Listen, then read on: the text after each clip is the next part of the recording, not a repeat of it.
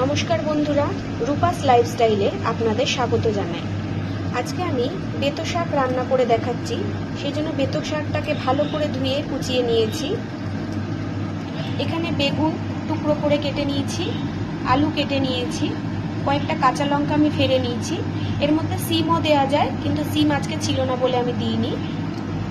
ফোড়নের জন্য নিয়েছি আমি কালো জিরে, রাঁধুনি আর একটা শুকনো লঙ্কা। আর এখানে একটু আদা আমি ঘষে নিয়েছি। কড়াইতে তেলটা দিয়ে দিয়েছি, তেলটা গরম হয়ে গেছে।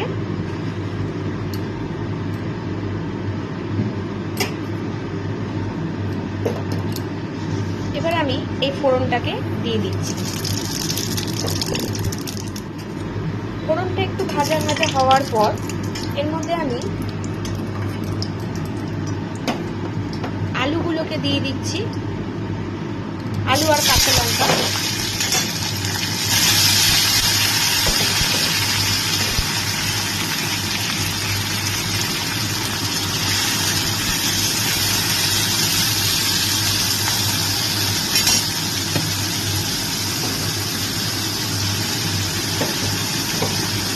এবার আমি টুকরো করে রাখা বেগুনগুলোকে দিয়ে দিচ্ছি।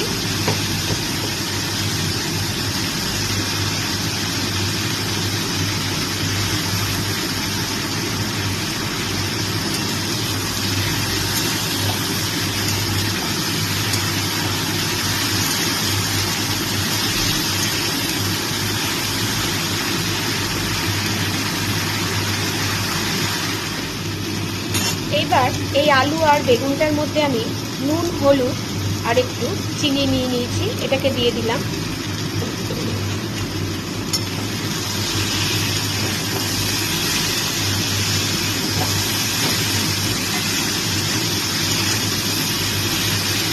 এটাকে একটু ভেজে নেব কিছুক্ষণ।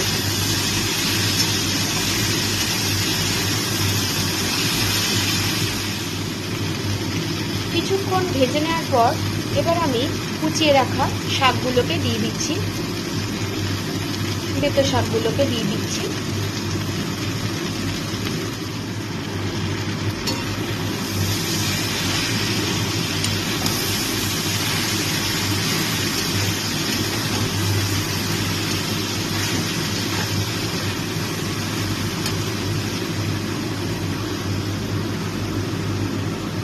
শাকটাকে আমি একটু অল্প করে করে দিয়ে নাড়িয়ে নিচ্ছি।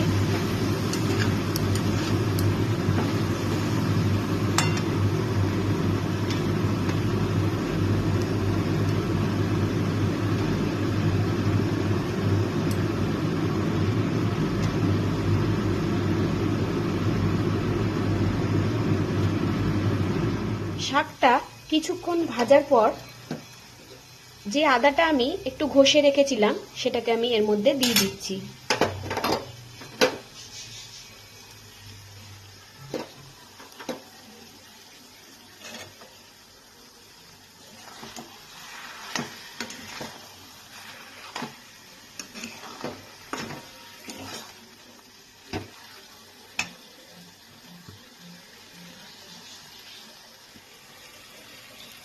বেতে শাক ভাজাটা আমার হয়ে গেছে, এবার আমি নামিয়ে দিচ্ছি। দেখুন বন্ধুরা, বেতে শাক ভাজাটা আমার হয়ে গেছে, ঠিক এইরকম দেখতে হয়েছে। আর এটা খেতেও খুব ভালো লাগে। গরম ভাতের সাথে একবার খেয়ে দেখবেন, খুব ভালো লাগবে। আমি যেই রকমভাবে করলাম সেই রকমভাবে একবার করে দেখবেন। যদি ভালো লাগে অবশ্যই আমাকে কমেন্ট করে জানাবেন, একটা লাইক করবেন আর আমার চ্যানেলটিকে সাবস্ক্রাইব করে আমার পাশে থাকবেন। আর হ্যাঁ, যারা এটার মধ্যে আলু না দিতে চান তারা এর মধ্যে সিম আর বেগুন দিয়েও শুধু করতে পারেন। এই একইভাবে করবেন। আর আলুর বদলে যদি আপনাদের কাছে একটু চালের গুঁড়ো থাকে তাহলে শাকটা দেওয়ার সময় একটু চালের গুঁড়ো দিয়ে দেবেন, দেখবেন খেতে খুবই ভালো লাগবে। আজকে আমি এইভাবেই করলাম।